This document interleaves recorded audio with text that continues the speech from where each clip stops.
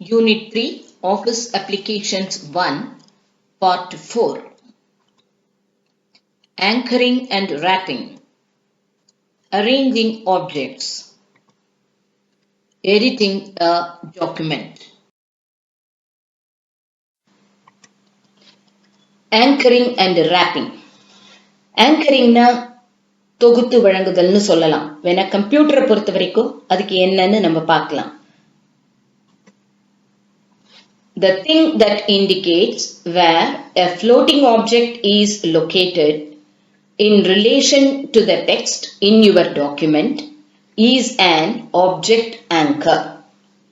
அதாவது ஒரு ஆப்ஜெக்டை டாக்குமெண்ட்ல இன்சர்ட் பண்ணினால் அது floating objectனு சொல்லுவோம். அது அந்த டெக்ஸ்டுடன் தொடர்பு கொண்டு எங்கு இருக்கிறது அப்படின்னு சொல்றது தான் இந்த ஆப்ஜெக்ட் ஆங்கர். அப்ப அந்த ஆப்ஜெக்ட் எப்படி உட்காரும் அதுல? The floating objects are those that are placed on a layer over the text. டெக்ஸ்டுக்கு மேல ஒரு லேயரா அந்த floating objects போய் அந்த இடத்துல பிளேஸ் ஆகும். அப்ப அந்த ஆப்ஜெக்ட்ஸ என்ன பண்ணலாம்? They can be wrapped in many ways. அதுதான் wrapping. அப்ப in relation to text எங்க அந்த ஆப்ஜெக்ட் இருக்கு? டாப்ல இருக்கா, பாட்டம்ல இருக்கா, லெஃப்ட் ஹேண்ட்ல இருக்கா, ரைட்ல இருக்கா, அப்படி சொல்றது ஆங்கரிங். ஆனால் அந்த ஆப்ஜெக்டுக்கு மேலேயும் கீழேயும் டெக்ஸ்ட் இருக்கு, அந்த ஆப்ஜெக்டுக்கு லெஃப்ட்ல டெக்ஸ்ட் ஃப்ளோ ஆகுது, இப்படி சொல்றது தான் wrapping. Anchor bar wrap symbol occurs in writer and word. ரெண்டுத்திலையும் இந்த anchor symbol and wrap symbol நமக்கு தெரியும். ஒரு ஆப்ஜெக்டை இன்சர்ட் பண்ணின உடனே தெரியும். இப்ப anchoring அப்படின்னா என்ன?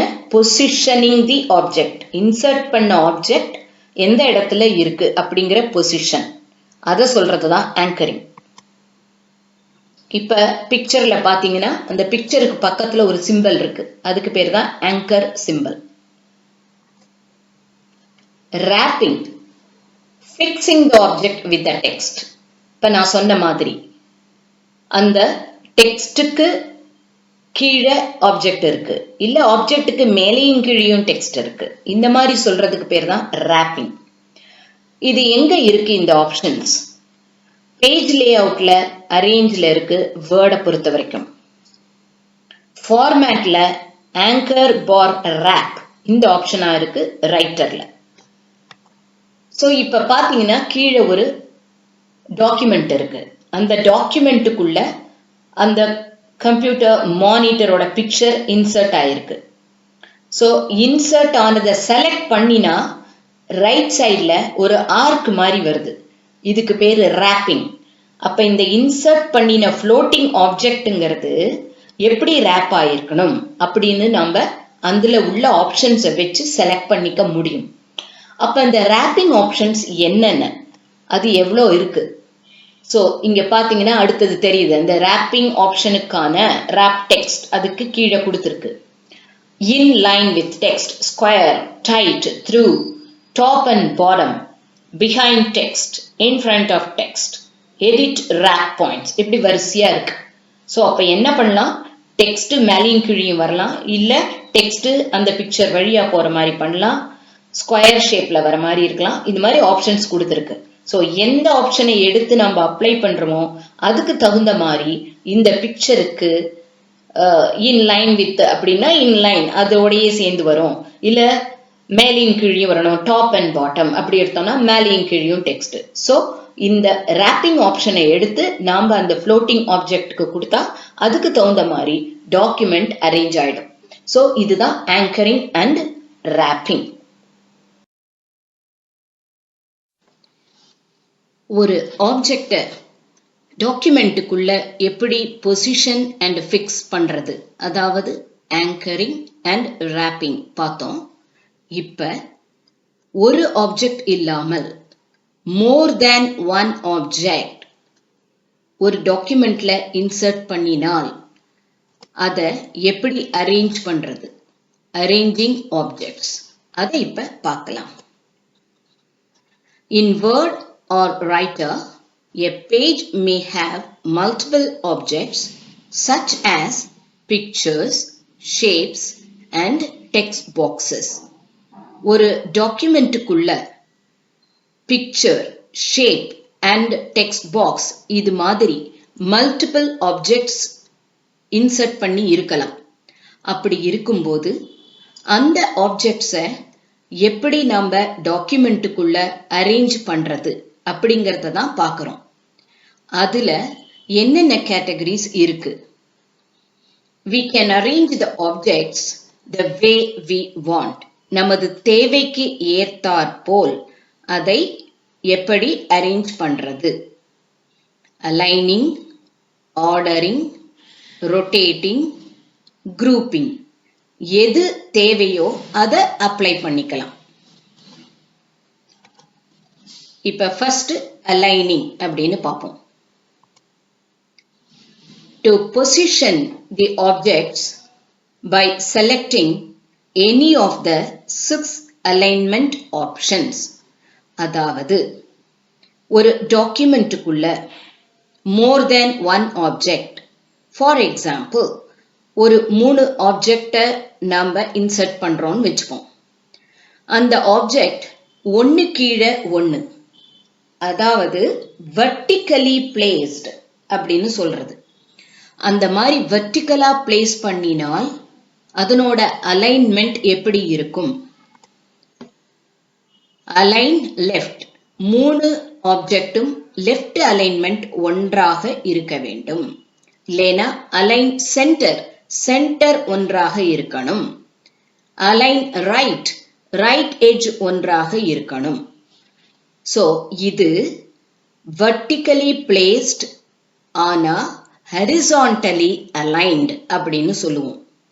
இதையே அந்த 3 ஆப்ஜெக்டையும் சைட் பை சைடு, ஒன்னு பக்கத்துல இன்னொன்னு, அதாவது horizontally placed அப்படி இருந்தால் அலைன் டாப், 3 ஆப்ஜெக்டினுடைய டாப் ஒன்னாக இருக்கணும்.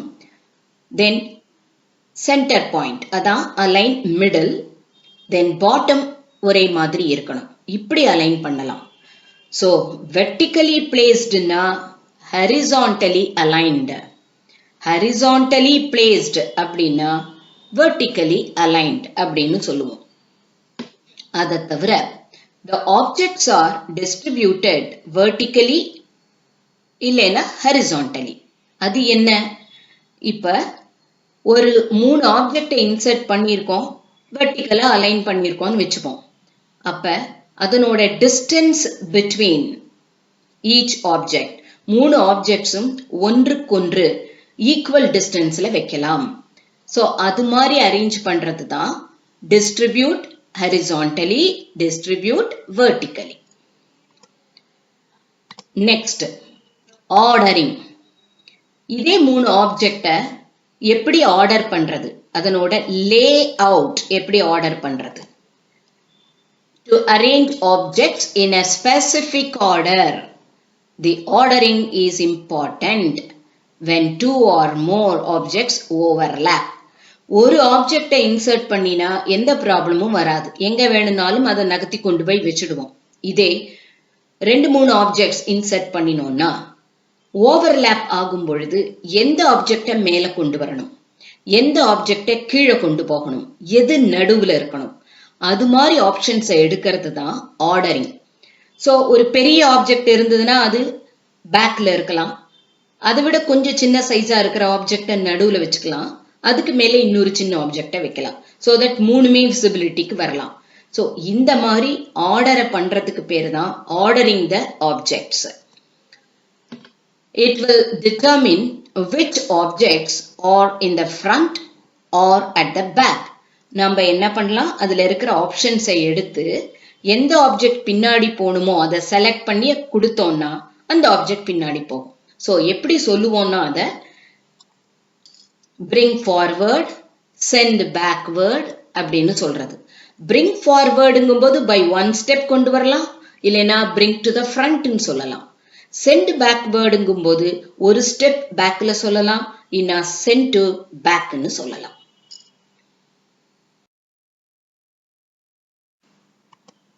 ரொட்டேட்டிங். அரேஞ்சிங் ஆப்ஜெக்ட்ஸ்ல இப்ப ரொட்டேட்டிங் பார்க்குறோம். அப்ப ரொட்டேட் பண்ணணும்னா ஒரு ஆப்ஜெக்டை இன்சர்ட் பண்ணினா எப்படி எல்லாம் ரொட்டேட் பண்ணலாம்? அதாவது to turn the object as we desire. நமக்கு தேவைக்கு தகுந்தாற்போல் அதை நம்ம திருப்பிக் கொள்ளலாம். So rotate right 90 degrees, rotate left 90 degrees, flip vertical, flip horizontal இப்படிலாம் சொல்லலாம். அதுல ரொட்டேஷன்னா ஓகே. அது என்ன flip அப்படின்னா ஒரு இமேஜை அப்படியே தலைகீழா மாத்தி விடுறது.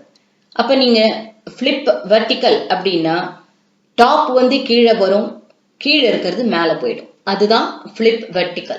flip horizontal அப்ப வலதுங்கிறது இடதாகும், இடதுங்கிறது வலதாகும். அது மாதிரி பண்றதுக்கு பேரு flip horizontal.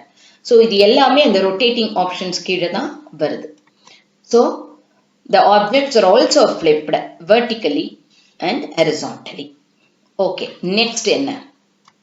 grouping. ஆப்ஜெக்ட்ஸ் எப்படி குரூப் பண்றது? So அதுல பாத்தீங்கன்னா group அப்படின்னு இருக்கும், ungroupன்னு இருக்கும். To group multiple objects into one object. 2-3 object insert பண்ணிருக்கலாம். ஆனா அது எல்லாத்தையும் நம்ம குரூப் பண்ணிக்கலாம். அப்படி குரூப் பண்றதுனால என்ன ஆகும்? They will stay together if they are moved or resized. அத நம்ம வேற இடத்துக்கு நகர்த்தும் பொழுது தனித்தனியா ஒன்னொன்னையும் நகர்த்தணுங்கிற அவசியம் இல்லை. அது எல்லாமே குரூப் ஆகி மொத்தமா அப்படியே நகரும். இல்ல நம்ம ரீசைஸ் பண்ணணும், சைஸை சின்னது பண்ணணும்னா மொத்தமா அப்படியே ரீசைஸ் பண்ணலாம் அப்படின்னு சொல்றோம். And this is easier than selecting all of the objects every time we want to move them. ஒவ்வொரு தடவையும் அதை மூவ் பண்ணணும்னா தனித்தனியா இண்டிவிஜுவல் ஆப்ஜெக்டை செலக்ட் பண்ணி மூவ் பண்றதுக்கு பதிலாக அதை குரூப் பண்ணி டோட்டலா மூவ் பண்ணிக்கலாம். அடுத்தது அன்குரூப். இப்ப மேல குரூப் ஹைலைட் ஆயிருக்கு, கீழே பாருங்க அடுத்ததுல அன்குரூப். இது எதுக்காக பண்ணுவோம்? to break the connection between grouped objects. இப்ப நம்ம குரூப் பண்ணி வச்சிருந்திருக்கோம். அப்ப ஃபீல் பண்றோம் ஒன் ஆஃப் தி ஆப்ஜெக்ட்ஸ் தான் நான் பிரிக்கணும். 3 ஆப்ஜெக்ட் குரூப் பண்ணிருக்கேன், 3 வேண்டாம், 2 போதும் எனக்கு அப்படின்னா முதல்ல என்ன பண்ணணும்? அந்த குரூப்பிங்க முதல்ல எடுக்கணும். அதுக்கு பேர் தான் to break the connection between grouped objects. அதுக்கப்புறமா நாம அதை தனித்தனியா மூவ் பண்ண முடியும். They can be moved individually again. So இப்ப அரேஞ்சிங் ஆப்ஜெக்ட்ஸ் ஃபுல்லா பார்த்தாச்சு. Editing a document. How will you edit a text document in MS Word or in OpenOffice Writer? அதற்கான ஆன்சர் தான் இப்ப பார்க்க போறோம். Entering and deleting data. ஹோம்ல font மெனுல இருக்கு MS வேர்ட்ல, ஃபார்மேட்ல கேரக்டர்ல, OpenOffice ரைட்டர்ல. ஸோ என்னென்ன options? Copy, shortcut key Ctrl+C. To copy a text, sentence or paragraph. Paste, Ctrl+V. To paste a copied text. ஏற்கனவே காப்பி பண்ணப்பட்ட டெக்ஸ்ட இன்னொரு இடத்துல போய் பேஸ்ட் பண்றதுக்கு. To paste a copied text or sentence or paragraph. Cut, Ctrl+X. To delete a text or sentence or paragraph. Undo, Ctrl+Z. To undo any lost action. அப்ப கடைசியா என்னெல்லாம் action பண்ணுமோ அதெல்லாம் ஒரு என்டர் கொடுத்திருந்தா கூட அதுவும் ஒரு ஆக்ஷன் தான். ஸோ ஒரு ஃபாண்ட்டை இன்க்ரீஸ் பண்ணியிருந்தா கூட அதுவும் ஒரு ஆக்ஷன் தான்.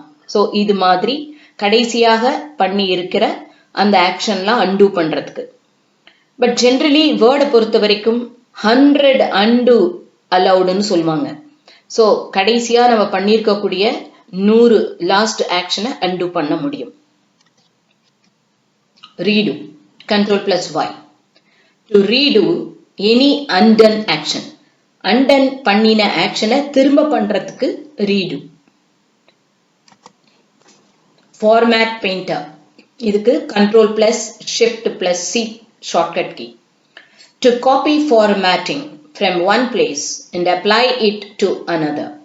So ஒரு பர்டிகுலர் டெக்ஸ்ட்டுக்கு நம்ம போல்டு பண்ணி அதனோட ஃபாண்ட் வேற யூஸ் பண்ணி கலர் பண்ணி வச்சிருந்தோம்னா அதை அப்படியே காப்பி பண்ணி இன்னொரு டெக்ஸ்ட்டுக்கு அதை அப்படியே அப்ளை பண்றதுக்கு தான் இந்த ஃபார்மேட் பெயிண்டர். இது எல்லாமே என்டரிங் அண்ட் டெலீட்டிங் டேட்டாவை சேர்ந்தது. அடுத்தது ஃபைண்ட் அண்ட் ரீப்ளேஸ். ஹோம்ல எடிட்டிங்ல ஃபைண்ட் பார் ரீப்ளேஸ், அதுக்கு ஷார்ட்கட் கீ ஃபைண்டுக்கு Ctrl+F and then ரீப்ளேஸுக்கு Ctrl+H. இது MS வேர்டுல. எடிட்ல ஃபைண்ட் அண்ட் ரீப்ளேஸ். ஸோ இதுக்கு ஒரே ஒரு ஷார்ட்கட் கீ, அதுலயே ரெண்டுமே அப்ளை ஆயிடும். Ctrl+F. இது ஓப்பன் ஆஃபீஸ் ரைட்டர். ஸோ உங்களுக்கு என்ன கொஸ்டின் வரும்? How will you find and replace a word in a document? இந்த கொஸ்டினை பொறுத்த வரைக்கும் both in practical and theory இந்த கொஸ்டினை கேட்பாங்க. Find, அதுக்கு shortcut key Ctrl+F to find a particular text in the document. Replace, Ctrl+H to find a text and replace it with another text. Next, change case. How will you apply the change case facilities? Lena, what are the options in change case facilities? அப்படின்னு question வரலாம். To change the case of the selected text in a document. அப்ப அது எங்க இருக்கு? ஹோம்ல, ஃபாண்ட்ல, MS வேர்ட்ல. ஃபார்மேட்ல சேஞ்ச் கேஸ், இது ரைட்டர்ல. ஸோ என்னென்ன சேஞ்ச் கேஸ் ஃபெசிலிட்டிஸ்ன்னு இப்ப பார்ப்போம். Sentence case. To capitalize the first letter of the first word of a sentence. ஒரு சென்டென்ஸ்ல இருக்கக்கூடிய ஃபர்ஸ்ட் வேர்டுனுடைய ஃபர்ஸ்ட் லெட்டர் மட்டும் கேபிட்டல்ல இருக்கும். இது sentence case. Lower case. All the letters in a sentence in lower case. ஒரு சென்டென்ஸ்ல இருக்கக்கூடிய அத்தனை லெட்டர்ஸும் இன்க்ளூடிங் த ஃபர்ஸ்ட் லெட்டர் எல்லாமே ஸ்மால்ல இருக்கிறது. That is lower case. அதுதான் lower case. Upper case. All the letters in a sentence in upper case. ஒரு சென்டென்ஸ்ல இருக்கக்கூடிய அத்தனை லெட்டரும் கேபிட்டல்ல இருக்கிறது. Title case. இது வேர்டை பொறுத்த வரைக்கும் டைட்டில் கேஸ்னு வரும். இதே ரைட்டரா இருந்தால் capitalize every word. To capitalize the first letter of each word in a sentence. ஒரு சென்டென்ஸ்ல இருக்கக்கூடிய ஒவ்வொரு வார்த்தையின் முதல் எழுத்தும் கேபிட்டலில் இருக்க வேண்டும். அதுதான் டைட்டில் கேஸ். Toggle case. அதாவது டாகிள்னாலே மாற்று அப்படிங்கிற அர்த்தம் தான். So to change the case of each letter at random. எதெல்லாம் கேபிட்டல் இருக்கோ அதெல்லாம் ஸ்மால், எதெல்லாம் ஸ்மால்ல இருக்கோ அதெல்லாம் கேபிட்டல், இது மாதிரி மாற்றி விடுது. அது மாதிரி சொல்றதுக்கு பேர் தான் toggle case. So these are the 5 facilities in change case. Then what is a word count? இந்த word countனா என்ன அப்படிங்கறது நம்ம லினக்ஸ்ல கூட ஒரு கமாண்ட் மூலமா பார்த்தோம். பட் அதுக்கான ஆப்ஷன் டைரக்டா வேர்ட்ல கொடுத்திருக்கு. To find the number of characters, words, lines, paragraphs, pages in a document. ஒரு டாக்குமெண்ட்ல இருக்கக்கூடிய அத்தனையும் தெரிந்து கொள்வதற்கு எவ்வளோ கேரக்டர்ஸ், வேர்ட்ஸ், எவ்வளோ லைன்ஸ், பேராகிராஃப்ஸ், ஈவன் ஸ்பேசஸ் கூட சொல்லும். எதுல இருக்குது? ரெவ்யூல, ப்ரூஃபிங்ல இருக்கு, வேர்டுல. அண்ட் டூல்ஸ்ல வேர்ட் கவுண்ட் அப்படின்னு இருக்கு ரைட்டர்ல.